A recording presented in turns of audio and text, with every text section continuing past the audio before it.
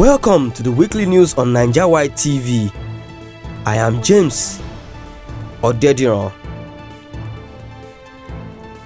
We begin this week's news with reports that the youth wing of Apex Igbo socio-cultural organization Ohanaeze has hailed the Southeast governors over their intervention in Nnamdi Kanu's case.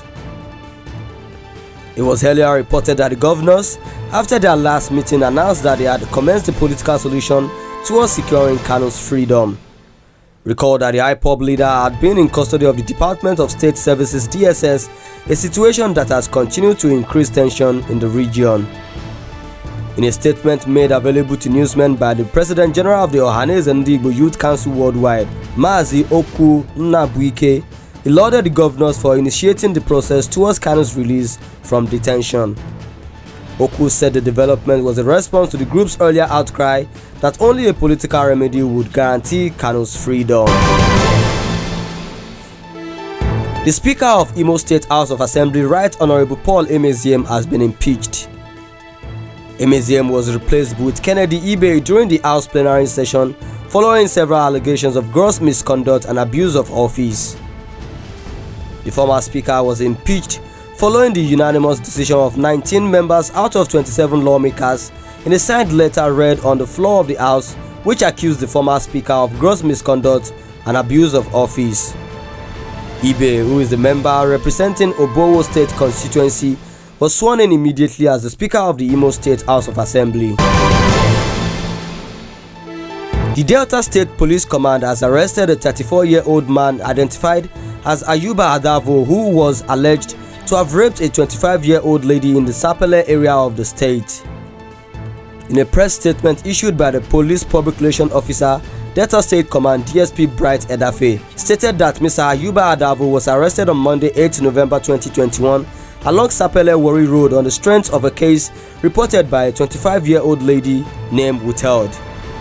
The statement explained that the lady reported on the said date at about 8 p.m. while she was walking along APGA Road, Sapele, Adavo blocked and dragged her to his room. According to the statement, the lady could not raise an alarm because Adavo threatened to shoot her with a locally made cut-to-size gun if she dared resist. A rapist native doctor has begged for forgiveness after he was caught. The 21-year-old native doctor Shogunkunle Akintola had connived with his colleague Ismail Rahim to rape a lady. Begging for forgiveness, he said that he only did one round within 3 minutes. Rahim, 22, had sought the help of Shogunkunle to help him carry out the attack, claiming his victim collected money from him and refused to have a relationship with him. It was further gathered that on the night of October 27, 2021, the suspect invaded the house of Rahim's victim around Kajola area in the capital of Osun State. When the duo arrived at the lady's house, they met her in the company of her lover and threatened to kill them if they refused to cooperate with them. They took the lady out of her room and raped her by taking turns on her. While parading the suspect at the Osun State Police Command, Oshogbo, the Commissioner of Police, Olawale Olokode, told newsmen that Rahim and Shogunkunle are cultists notable for terrorizing the Oke-Baale area of the state. The Independent National Electoral Commission (INEC) has declared the candidate of the All Progressive Grand Alliance APGA, Professor Chukwuemeka Soludo, winner of the governorship election in Anambra State. The returning officer for the election and Vice Chancellor of the University of Calabar, Professor Florence Obi, announced the final results at about 1:50 a.m. on Wednesday. Obi announced the result after adding the figures garnered by each of the political parties in the Tuesday supplementary polls to those already declared on Sunday from the 20 local government areas of the state. She announced the votes polled by the political parties as follows: APC 43,285 votes, APGA 112,229 votes, PDP 53,807 votes, among others. The Charles Chukwuemeka Soludo of APGA, having certified the requirement of the law, is hereby declared winner of the election, Professor Obi said. Former chairman of APGA, Senator Victor Ume, while reacting to the victory, said the election was transparent and is the best election so far held in the state.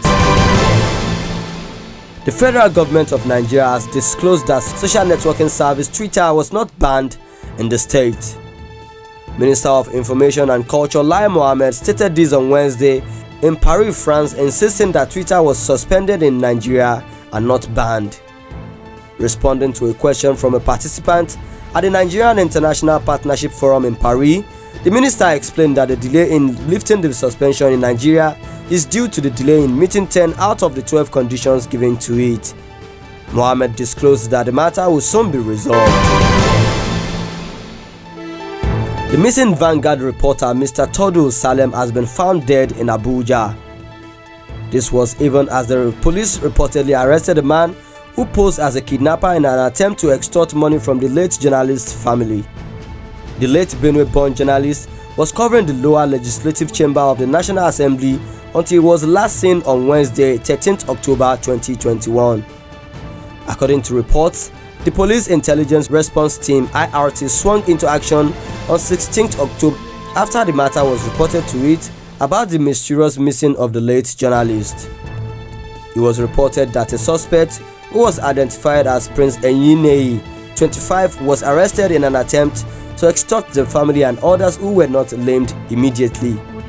The suspect, identified as Prince INEC, 25, had contacted Mrs. Salem on October 26, 2021 via a text message with a concealed number requesting for 100 million naira ransom to be paid as ransom for her husband's release. In entertainment gist, American rapper Travis Scott has finally spoken on the Friday night tragedy at the Astroworld festival in Osun, where at least 8 people died. Speaking on Saturday night, Travis Scott gave his first on-camera statement in a video posted to his Instagram account.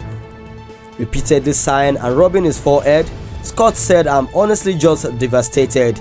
We're actually working right now to identify the families so we can help assist them through this tough time," he continued. However, videos from the concert's live stream showed Scott pausing his performance and looking on in confusion as an ambulance pulled into the crowd before finishing the concert. On the foreign scene, Austria is praising about 2 million unvaccinated people in lockdown from Monday amid record infection levels and growing pressure on hospitals. Unvaccinated people will only be able to leave home for a limited number of reasons, like working or buying food. About 65% of Austria's population is fully vaccinated, one of the lowest rates in Western Europe. Meanwhile, the 7-day infection rate is more than 800 cases per 100,000 people, one of the highest in Europe. Overall, Europe has again become the region most seriously affected by the pandemic, and several countries are introducing restrictions and warning of rising cases. And in sports, Crystal Palace midfielder Conor Gallagher has been called up into the senior England squad for the first time as 5 players miss out on Monday's World Cup qualifier in San Marino. Jack Grealish, Raheem Sterling, Luke Shaw, Jordan Henderson and Mason Mount will not travel. Henderson and Grealish return to their clubs, Liverpool and Manchester City, for assessment on injuries. City forward Sterling is unavailable due to a personal matter. Chelsea midfielder Mount is recovering from dental surgery, while Manchester United left back Luke Shaw suffered a concussion. Gallagher, on loan from Chelsea, will join up with Gareth Southgate's squad. And that was the news. For more updates, please log on to our website at www.NaijaWide.com and follow us on all our social media platforms at NaijaWide. Thanks for listening. I am James Odediran.